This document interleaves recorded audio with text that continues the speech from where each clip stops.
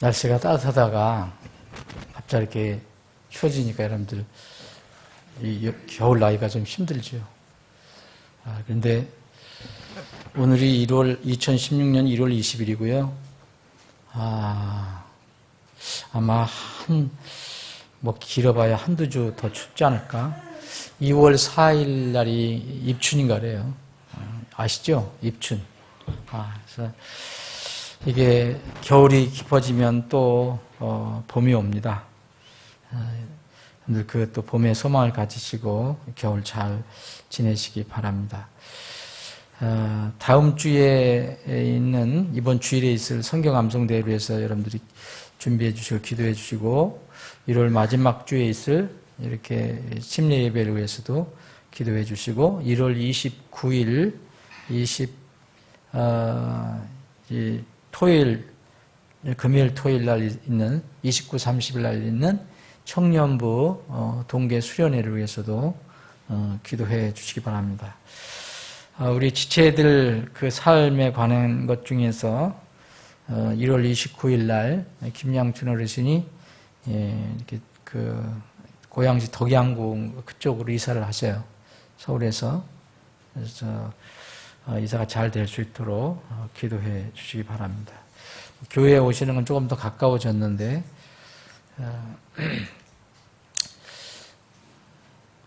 이사가 잘 될 수 있도록 기도해 주시기 바랍니다. 말씀을 살펴보고 계속해서 기도하는 시간 갖겠습니다. 오늘은 요한복음 20장입니다. 20장. 요한복음 20장하고 21장이면 끝이 납니다. 그래서 요한복음을 마치면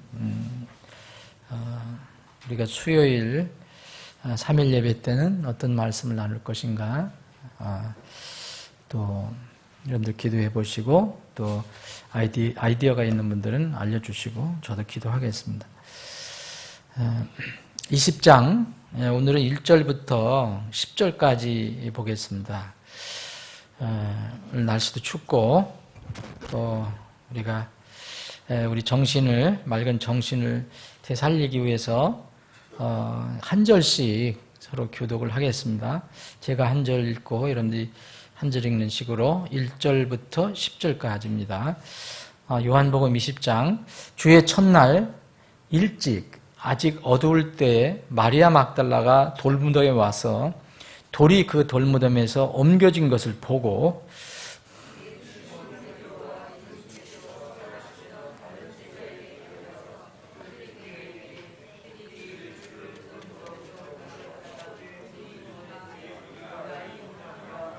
그러므로 베드로와 그 다른 제자가 나가서 돌무덤으로 가니라.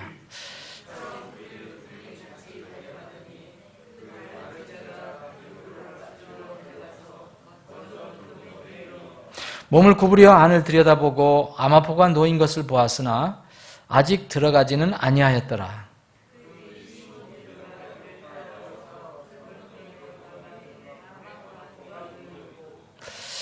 또 그분의 머리 주변에 있던 수건은 아마포와 함께 놓이지 않고 함께 개인 채 한 곳에 따로 놓여 있더라.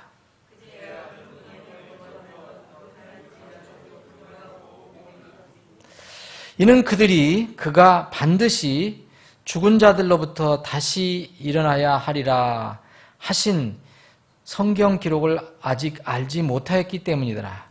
이에 제자들이 다시 자기들의 집으로 돌아가니라. 아멘.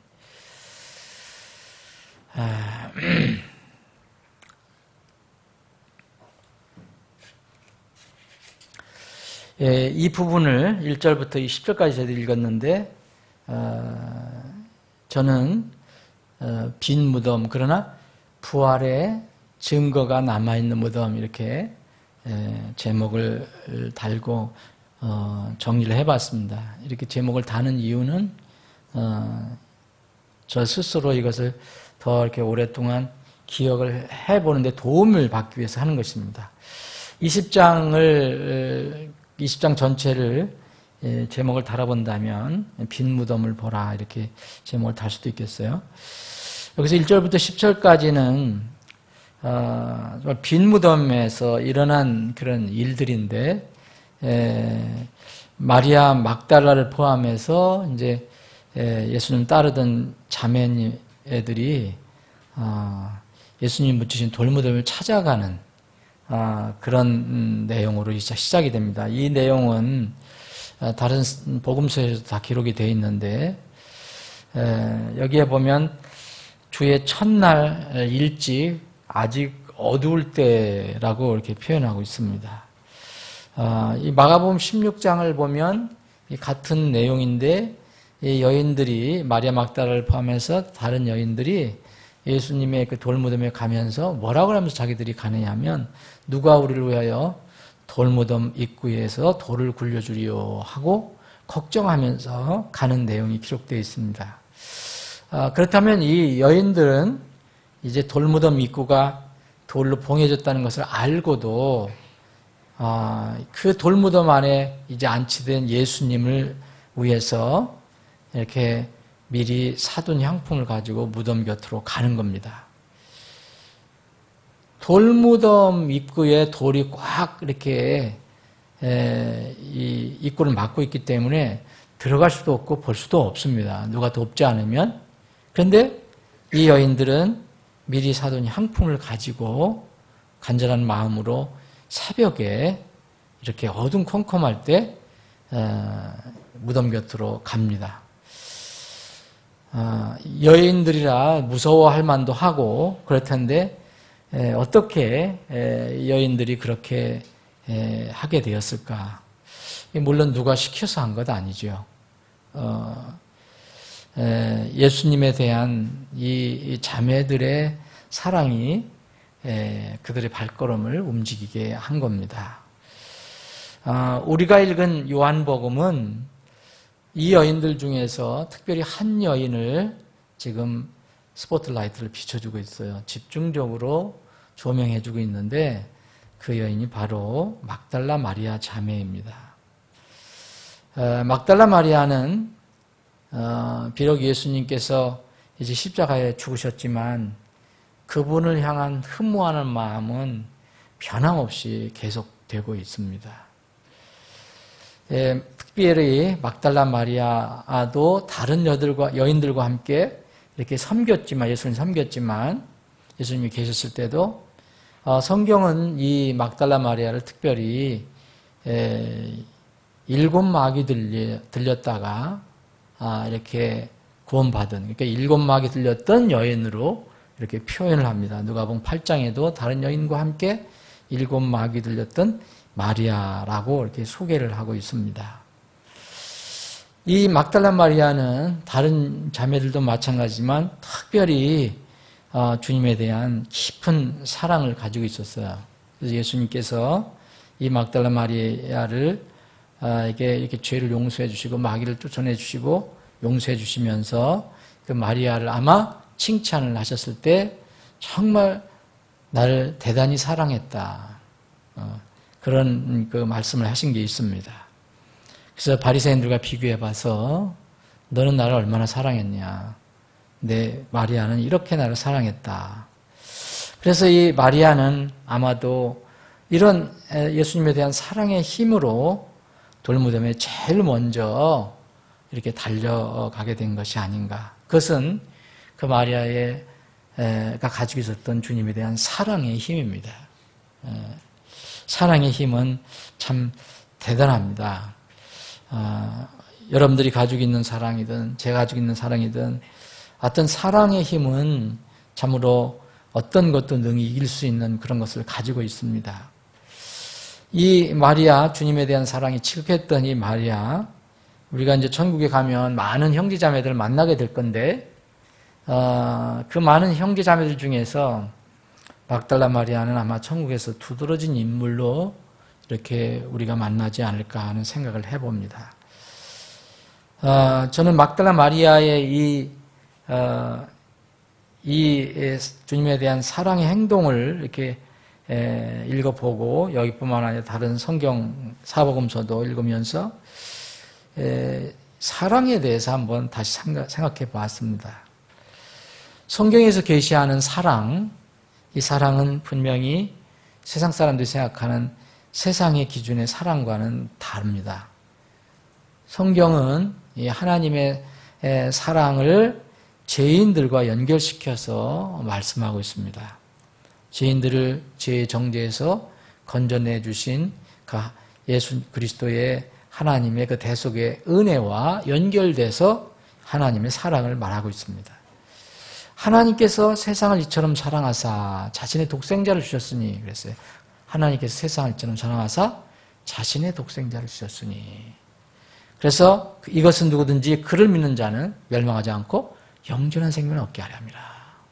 그러면 하나님께서 사랑을 얘기하셨어요. 세상을 사랑하셨다. 이것은 자기 아들 예수 그리스도를 희생 제물로 주시는 것으로 연결해 주고 있습니다. 그래서 성경에서 하나님의 사랑은 사람의 대속입니다. 죄를 용서하는, 구원시켜 주시는 그 은혜. 그런데 이 사랑은 우리가 어떤 반응이 좋아서 된 게 아니고 우리가 죄인이었을 때, 우리가 아주 연약했을 때, 우리 힘이 없을 때, 심지어는 우리가 예수님 대적하는 원수로 있었을 때 우리를 먼저 사랑하셔서 이 사랑을 우리에게 주셨다고 말씀하고 있습니다. 그러면 이 사랑은 세상 사람들이 생각하는 그 사랑이 아니에요. 이 사랑은 하나님으로부터 나오는 것입니다. 하나님 안에서 나오는 거예요. 원천이 하나님입니다. 사람이 아니에요. 이 요한일서 4장 9절로 11절에 보면 하나님께서 자신의 독생자를 세상에 보내사 우리가 그분을 통해 살게 하였나니 이것 안에서 하나님의 사랑이 우리를 향해 나타났느니라. 하나님의 사랑은 독생자가 우리를 위해서 희생제물로 되시는 것, 독생자를 우리에게 보내주신 것, 이것이 하나님의 사랑으로 나타났다는 겁니다. 우리가 하나님을 사랑하지 아니하였으나 그분께서 우리를 사랑하시고 자신의 아들을 보내사 우리의 죄들로 인한 화해 헌물로 삼으셨나니 여기에 사랑이 있느니라 그랬어요. 이 세상 사랑하고는 다른 거죠. 이 사랑, 성경에서 얘기하는 사랑은 어디냐? 하나님으로부터 나온 것인데 하나님께서 우리 죄인들을 위해서 독생자 예수 그리스도를 죄인의 죄의 헌물로, 희생물로 우리에게 주신 것입니다. 그래서 만약 이 사랑을 안다면 하나님께서 우리를 이처럼 사랑하신 즉 우리도 서로 사랑하는 것이 마땅하니라 그렇게 얘기했습니다. 사도 바울이 바로 이것을 깨닫고 아직 우리가 힘이 없을 때, 연약했을 때, 우리가 심지어 하나님을 대적했을 때 먼저 그분이 우리를 사랑했다고 로마서 5장에 고백을 하고 있습니다. 먼저 하나님께서 우리를 사랑하신 겁니다. 이것이 바로 은혜입니다. 이것이 우리의 선물입니다. 바로 우리를 위해 죽으신 예수 그리스도, 바로 그분은 사랑이신 하나님의 완전한 사랑의 증표가 되셨습니다. 에베소 5장 2절에 보면 그리스도께서 우리를 사랑하사 우리를 위해 자신을 향기로운 헌물과 희생물로 하나님께 드신 것 같이 사랑 안에서 걸으라. 그래서 사랑을 받은 사람들은 사랑 안에서 걸을 수 있다고 이야기합니다. 우리가 하나님과의 관계에서는 수직적인 사랑을 얘기합니다. 하나님과 우리 또 수평적으로 다른 사람을 사랑하려면 이제 다른 형제자매들을 사랑하면 이 수직적인 사랑을 먼저 받아야 한다고 얘기합니다. 성경에서 말하는 사랑은 절대 세상에서 얘기하는 사랑하고 다른 것은 이 성경에서 말하는 사랑은 사랑할 수 있는 동기와 근원과 그 힘, 파워가, 능력이 있다는 것입니다. 그런데 사랑을 할 수 있는 그런 힘과 능력과 근원이 있다 하더라도 자동적으로 사랑의 행동이 나오는 것은 아닙니다. 사랑할 수 있어요. 그런데 안 할 수도 있는 겁니다. 성경은 동시에 우리에게 하나님께서 먼저 우리를 사랑하셨다. 이렇게 얘기하시면서 또 그 사랑을 받았으면 사랑하라라고 얘기합니다. 그럼 이것은 무슨 말이냐면 사랑하려는 의지가 있어야 한다는 겁니다. 마리아가 하나님의 예수님의 사랑을 먼저 받았어요. 아내 마리아의 안에 사랑의 힘이 있습니다. 근데 마리아가 자동적으로 가만히 있는데 그 사랑이 실천되는 게 아닙니다. 그분을 흠모하고 사랑하는 마음이 점점 더 커져서 그분을 위해서 무언가를 하고 싶은 그런 일이 있을 때 곧 사랑하려는 의지가 있어야 사랑의 실천이 된다는 겁니다. 여러분 부부 생활할 때 보면 부부는 사랑하기 때문에 맺어지는 거잖아요. 여러분 사랑하지 않는데 부부가 된 사람이 있어요? 지금은 어떨지 모르지만 하여튼 결혼할 때는 다 사랑하니까 하는 겁니다. 그러나 그렇게 시작되었다고 자동적으로 사랑이 계속 지속되는 것은 아닙니다. 사람은 왜 그러냐면 환경과 상황, 조건에 따라서 마음이 수시로 바뀌기 때문에 그렇습니다. 그래서 이 주례가 주례할 때 흔히 묻는 게 있잖아요. 신랑 신부에게 두 사람에게 묻습니다. 늘 틀에 박힌 그런 질문 있잖아요. 어떤 상황에서도, 어떤 조건에서도, 뭐 아프거나, 뭐 건강하거나, 부자일 때나, 뭐 가난할 때나, 뭐 이렇게 하잖아요. 서로 사랑하겠느냐, 변함없이 사랑하겠느냐, 그렇게 묻습니다. 바로 그러한 이유 때문입니다. 그래서 성경은 우리가 먼저 하나님을 사랑하지 않았다. 우리는 사랑할 수 있는 힘이 없다. 하나님께서 우리를 먼저 사랑하셨다. 그래서 우리에게 하나님의 사랑이 부음바 됐다. 그렇게 말씀하면서 동시에 그 사랑에 부음바 받은 사람은, 그 사랑을 받은 사람들은 이제 이렇게 사랑을 하라. 다른 사람들 사랑하라 얘기합니다. 부부는 이런 관계입니다. 아내들아 너희 남편에게 복종하기를 주께 하듯 하라. 복종하려면 사랑하는 게 있어야 됩니다. 그리고 남편들아 너희 아내 사랑하기를 그리스도께서 교회를 사랑하사 교회를 위해 자신을 주신 것 같이 하라. 이와 같이 남자들도 마땅히 자기 아내를 자기 몸같이 사랑할지니 자기 아내를 사랑하는 자는 자기를 사랑하느니라. 남편에게 더 큰 사랑의 명령을 주셨어요. 의무를 주셨어요. 남편과 아내에게 하나님께서는 사랑하라는 명령을 주셨습니다. 그리스도 안에서 한 형제 자매된 지체들도 마찬가지입니다. 우리가 거듭나지 않은 사람 보고 서로 사랑하라. 이것은 세상적인 기준의 사랑으로만 끝납니다. 상대방이 나를 사랑해야지 사랑하는 거예요. 상대방이 나에게 뭔가 좀 베풀어줘야지 나도 사랑할 수 있는 거고. 그런데 성경적인 사랑은 그게 아닙니다. 상대방이 어떠든 간에 내 안에 이미 하나님의 사랑이 들어왔기 때문에 그 힘이 있기 때문에 그 사랑할 수 있는 근원적인 사랑을 가지고 있기 때문에 이제는 사랑할 수 있다는 겁니다. 그런데 이것을 그냥 놔두면 자동적으로 그게 나와서 그 사랑이 움직이는 게 아니고 그 사랑을 의지적으로 실천해야 한다는 겁니다. 의지적으로 실천하려고 해도 원래 사랑에 힘이 없는 사람은 하나님의 사랑을 할 수가 없어요. 그런데 또 하나님의 사랑의 능력을 가지고 있는 사람이라도 의지적으로 하지 않으려면 사랑을 실천할 수 없습니다. 예수님께서 제자들에게 이렇게 명령하셨어요. 내가 새 명령을 너에게 주노니 너희는 서로 사랑하라. 여러분 이들은 이미 예수님의 사랑을 받았습니다. 하나님의 사랑을 받은 사람들입니다. 그런데도 예수님은 다시 명령을 줍니다. 너희는 서로 사랑하라. 내가 너희를 사랑한 것 같이 너희도 서로 사랑하라. 너희가 서로 사랑하면 이로써 모든 사람이 너희가 내 제자인 줄 알리라. 이미 제자예요. 이 사람들은. 그런데 이 세상의 사랑의 실천이 드러나야 너희들과 내가 어떤 관계인지 세상은 알 것이다 라고 말씀하십니다. 하나님의 자녀들과 하나님의 관계도 마찬가지입니다. 우리는 하나님부터 어떤 사랑을 받았기 때문에 이제 그 사랑의 힘으로 하나님을 사랑할 수 있게 되었습니다. 그래서 우리는 나는 주를 사랑합니다 이렇게 고백합니다. 여러분들 찬양할 때 나는 주를 사랑합니다. 찬양합니다. 영어, 이 킹제임스 영어로 하면 I love thee입니다. thee. 당신을 사랑합니다. 주님을 사랑합니다. 이건 그냥 love입니다. love. 그런데 같은 성경에서 또 어떤 경우는 이렇게 얘기합니다. 나는 주님을, 하나님을 사랑하겠나이다.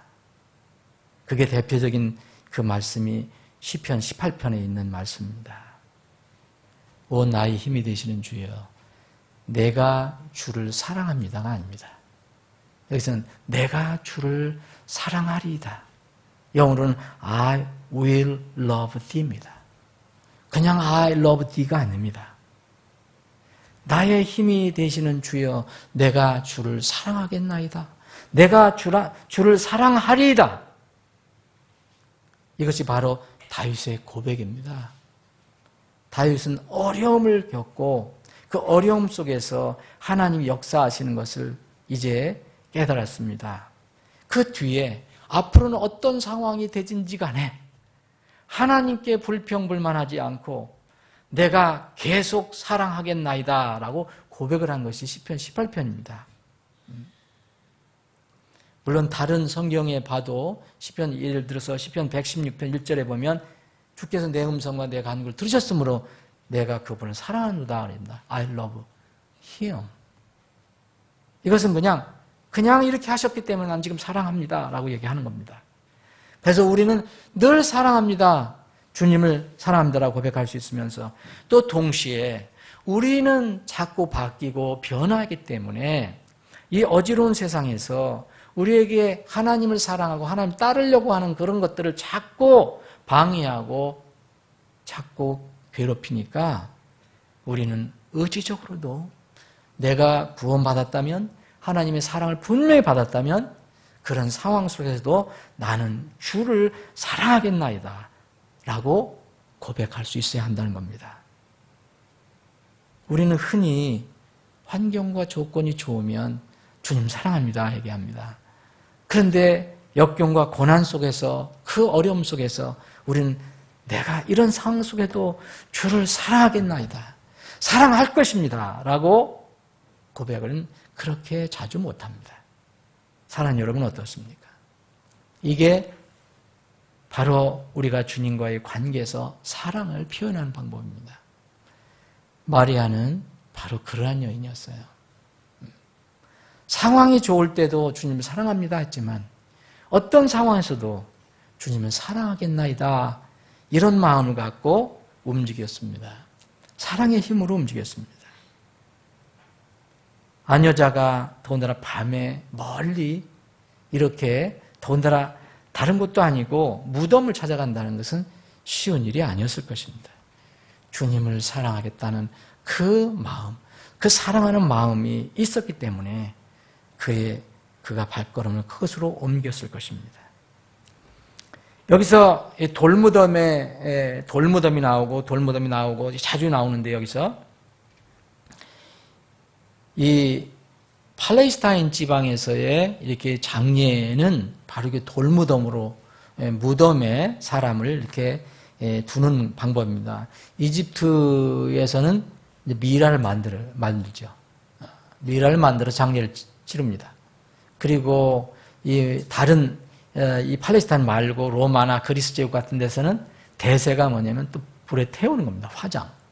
이교도 국가에서는 대개 화장이에요. 원래 화장은 이교도 국가에서 나온 거예요.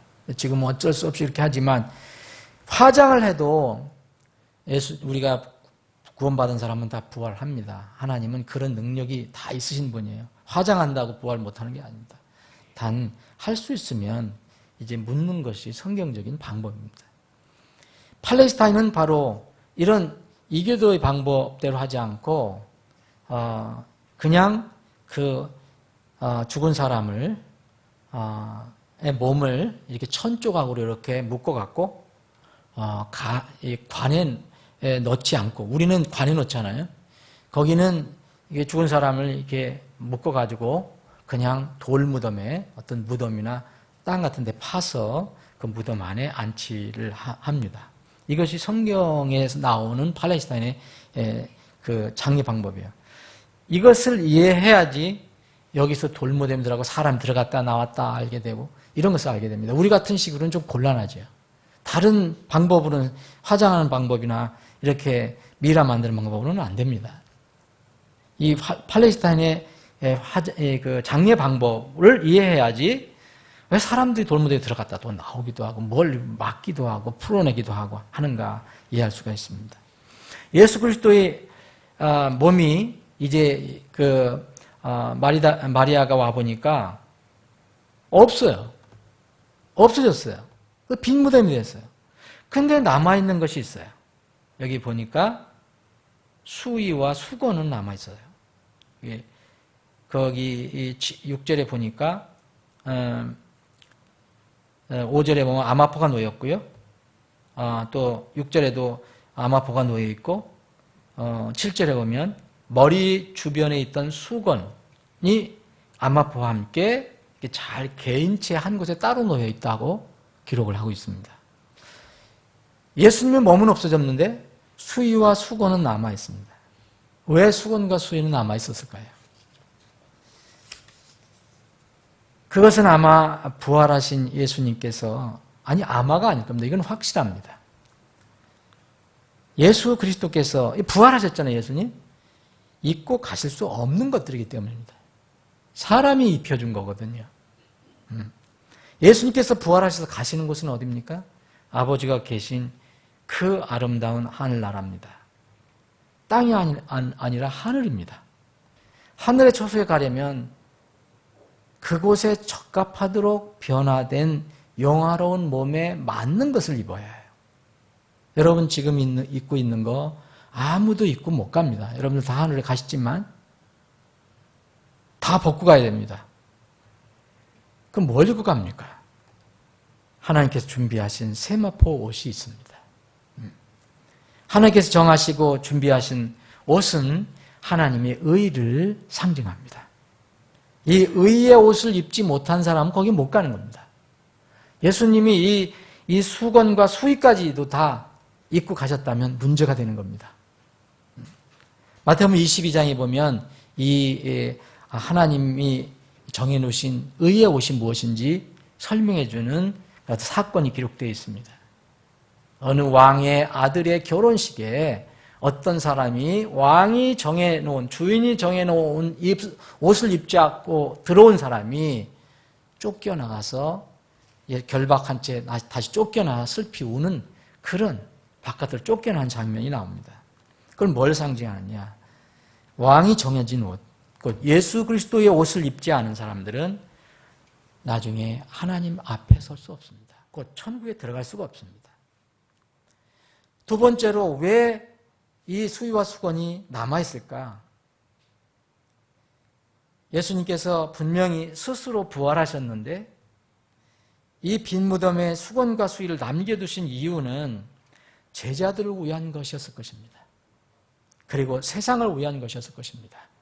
이미 예고했던 예수 그리스도의 부활을 의심 없이 믿고 확신하게 하시려는 뜻이 분명히 있을 것입니다. 몸은 없어졌는데 수건과 수의는 그대로 남아있기 때문에 예수님이 부활하셨다는 것을 이해할 수가 있습니다. 부활의 확신은 정말 그리스도인의 신앙생활에 매우 중요합니다. 부활을 못 믿으면 모든 믿음의 기초가 무너집니다. 불신자들보다 더 불신적인 이제 소위 성경 비평가들이 있는데 지금도 이 현대 비평가들 중에는 예수님의 부활을 믿지 않는 사람들이 있습니다. 성경은 가르친다면서 성경을 부활을 믿지 않는 사람이 있어요. 그래서 이런 사람들은 옛날에 유대인들, 바리새인들과 제사장들과 이 장로들이 그랬던 것처럼 예수님의 시체를 도둑맞았다고 그렇게 주장한 사람들이 있습니다. 지금도 이런 말이 있습니다. 설로 나옵니다.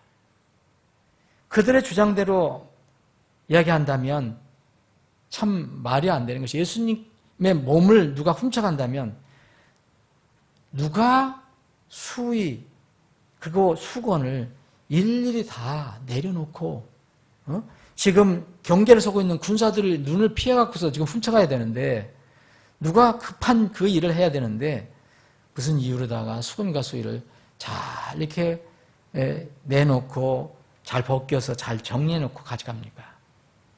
있을 수 없는 일입니다. 또 어떤 사람은 지금도 여러분들이 이제 신학교에 가서 공부해 보면 예수님의 부활에 대해서 여러 가지 부정적인 그런 이론이 나오는데 그 중에 하나가 뭐냐면 어떤 사람들은 영지주의자라든지 이런 사람들, 이단들도 있습니다. 지금 현대 이단들도 어떤 사람들은 십자가 위에서 예수님께서 죽으신 게 아니라 잠시 너무 충격을 받아서 정신을 잃었고 그래서 기절해 있다가 이제 무덤에 묻힌 뒤에 정신이 돌아와서 세마포를 풀어버리고 도망한 것이라고 주장하는 사람이 있습니다. 이거 뭐 초세기서부터 지금까지 주장하는 거예요. 이게 기절론이라는 거예요. 수은 디올이라고 해서 이게 실제 나온 겁니다. 그 주장이 맞다면 최소한 수위는 주님께서 누우셨던 자리에서 이동이 됐을 것이야 되고 그리고 문제는 수위와 함께 넣어둔 침량이나 마른 알로에 같은 것들이 이리저리 흩어져 있을 것입니다. 그래서 언급이 없습니다. 여러분 여기 우리가 19장 뒷부분을 읽어볼 때 이 아리마대 요셉하고 니고데모가 무슨 일을 했습니까? 몰약하고 알로에를 예수님의 몸에 이렇게 장사 지낼 때 이 옷감으로 세마포를 이렇게 묶을 때 그때마다 층층층 그때마다 이 저기를 몰약과 알로에를 섞은 것을 넣었어요. 여기 19장 20절에 나오지 않습니까? 유대인들이 장사 지내는 방대로 그 향품들과 함께 아마포에 쌌더라. 그러면은 만약 그렇게 됐다면 그것이 많이 흩어져 있을 것이고 그 옷도 그 세마포도 흩어졌을 것입니다. 여러분 이런 이상한 이론들을 많이 내는데 사실 부활을 믿지 않으려고 하는 사람들에게는 당연할 대간이 없어요. 우리가 믿지 않으려는 사람들한테는 뭐가 증거가 많다고 해서 그 사람들이 믿는 게 아닙니다. 이 사람들이 안 믿는 이유는 증거가 부족해서 안 믿는 것이 아닙니다. 그냥 마음이 안 믿기로 결정했으니까 안 믿는 겁니다. 만약 우리가 지금 살고 있는 2016년 1월 지금 이 시간에 이 시대에 부활하신 예수님이 다시 잠깐 오셔서 공생애 때 이미 가르쳐 주신 재림과 최후 심판에 대해서 말씀을 다시 하신다면 지금 이 시대 사람들이 어떤 반응을 일으킬까요? 다 믿을 것 같습니까? 그렇게 믿지 않습니다. 그때 당시에 초림했을 때 예수님이 말씀하셨을 때 그 반응처럼 많은 사람들이 예수님을 의심하고 심하면 공격할 것입니다. 이제 우리는 초림 예수를 기다리지 않습니다. 우리가 기다리는 분은 재림 예수입니다. 더 이상 십자가에 달리신 분을 우리가 기다리지 않습니다. 더 이상 무덤에 장례됐던 분을 기다리지 않습니다. 이제는 더 이상 스스로 낮아지셔서 사람들로부터 조롱을 감내하시던 그분을 기다리지 않습니다. 그분은 영광스럽게 부활 승천하셔서 이제 여차하시면 이제 오실 제 높이 하늘에 앉아 계신 분입니다. 이분이 바로 주중의 주요 왕들의 왕입니다. 우리는 그분을 만날 날을 손꼽아 기다리고 있습니다. 마리아가 그 사모하는 예수님의 몸이라도 가서 만나려고 그 밤을 여명을 타고 그 무덤을 향한 것처럼 우리도 마음은 늘 주님을 향해 있습니다. 그날을 손꼽아 기다립니다. 그러면은 만나려면요 반드시 그분과 같은 영화로운 몸이 되어야 합니다. 우리는 믿음으로 그렇게 되어야 합니다. 우리는 썩을 몸으로는 그분을 만날 수가 없어요. 그래서 반드시 거듭나야 하는 겁니다. 거듭난 사람은 이제 썩지 않은 몸으로 바뀌는 그 감격스러운 부활의 아침이 정말 감격의 시간이 될 것입니다. 마리아 막달라가 이제 누군가 예수님을 돌무덤에 옮겨갔다는 급히 이 소식을 전했을 때 이 소식을 듣고 시몬 베드로하고 요한이 돌무덤으로 달려왔습니다.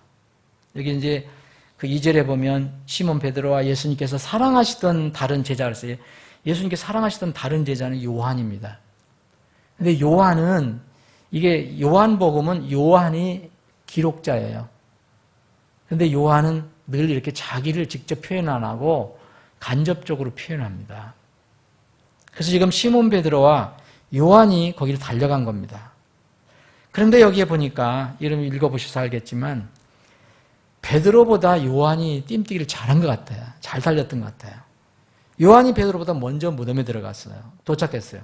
근데 들어가지는 않고 바깥에서 안으로만 쳐다봤습니다. 아마포만 놓여 있는 걸 봤어요. 그 뒤에 달려온 베드로가 이제 그 무덤 안에 직접 들어갔습니다. 요한은 그제서야 베드로가 들어갔다 나온 뒤에 이제 들어가서 예수님의 몸이 없어진 것을 알게 되었습니다. 곧 예수님의 부활을 이제 믿게 된 겁니다. 8절에 보면 그제야 돌무덤에 먼저 왔던 그 다른 제자도 이게 누굽니까? 요한입니다. 자기가 그렇게 표현한 겁니다. 들어가 보고 믿으니 그랬습니다. 사랑하는 여러분, 여기서 두 사랑하는 제자의 그 성격과 행동 양식의 차이있음을 여러분들 발견하게 되죠. 요한은 정말 달리기를 잘해, 100m를 잘해, 이 차이를 얘기하는 게 아닙니다.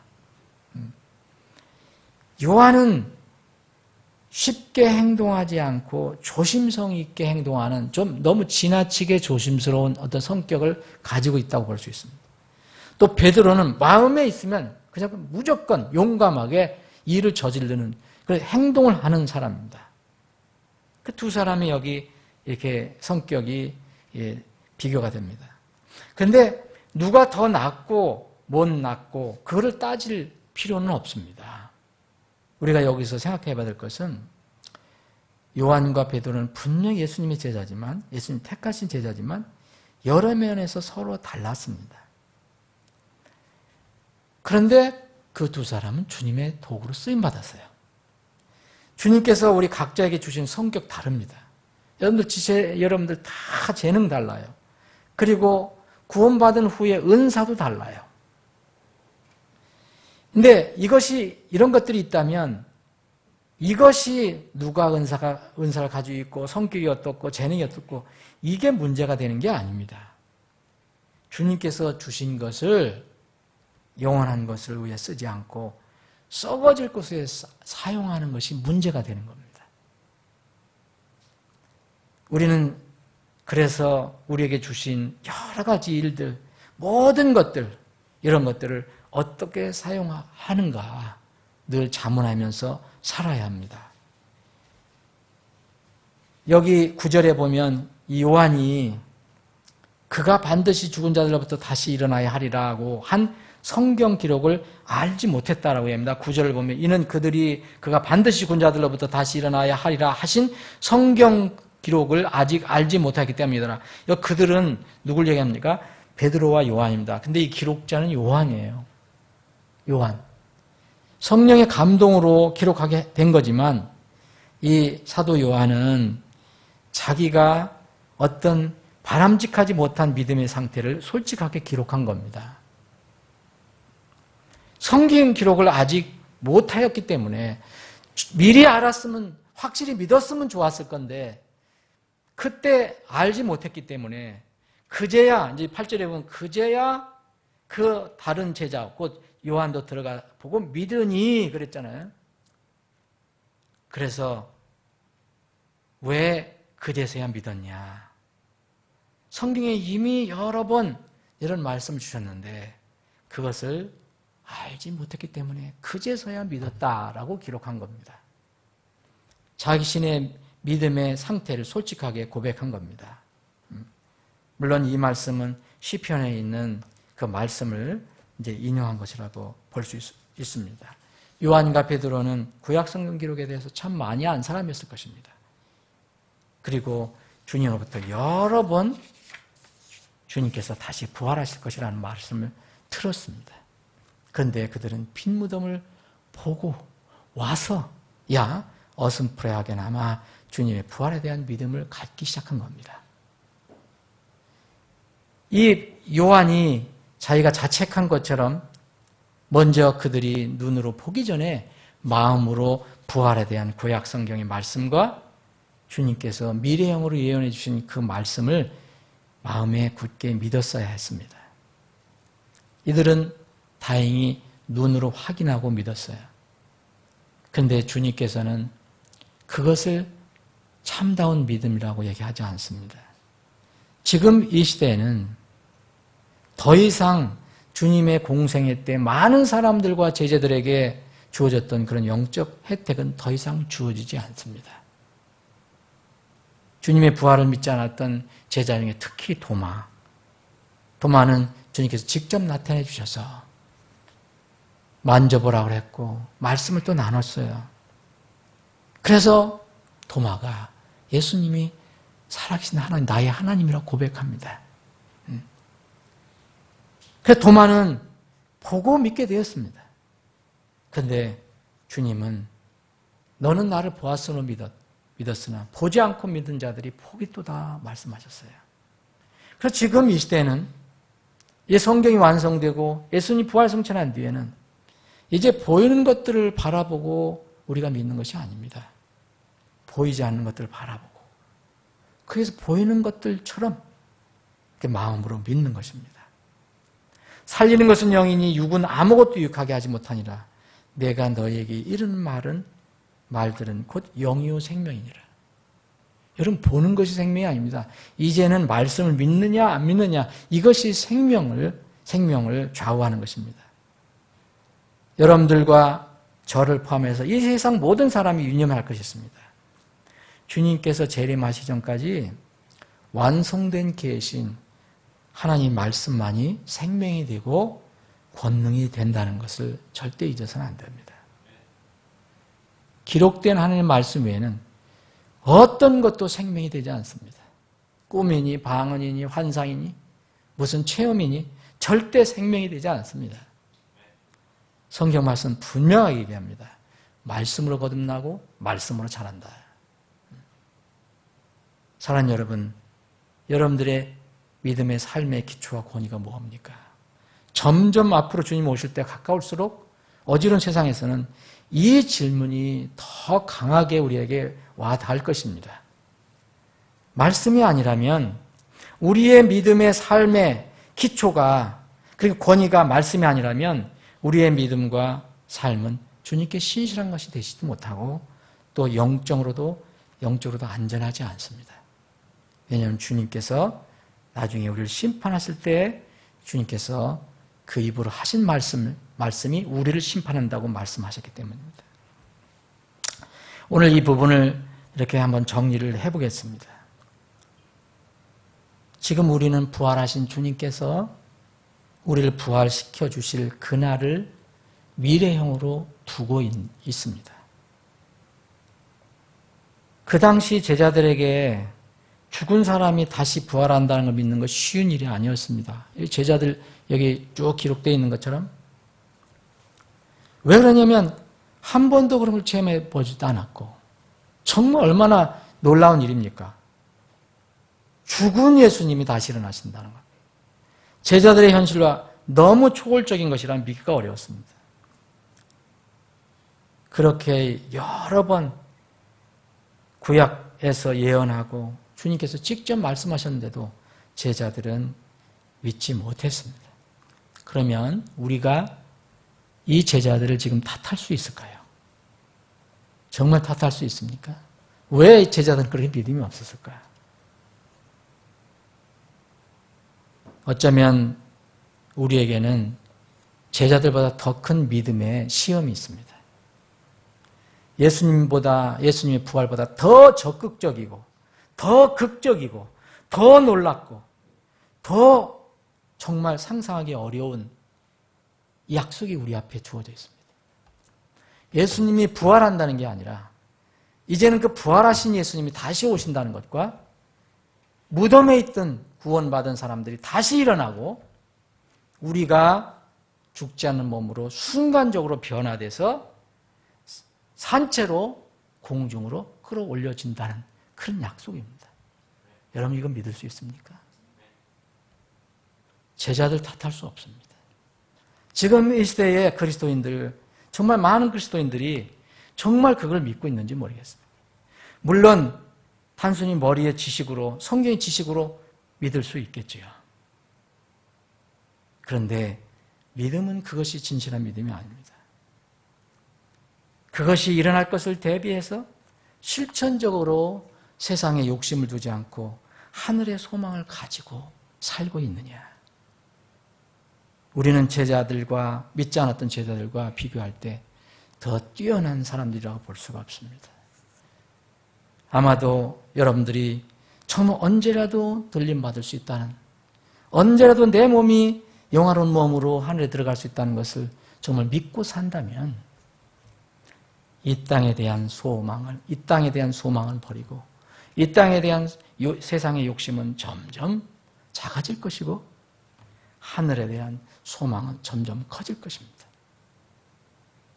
우리에게는 이런 놀라운 소망이 있습니다. 그 소망을 굳건히 붙들고 주님을 따르는 여러분들이 되시기를 바랍니다.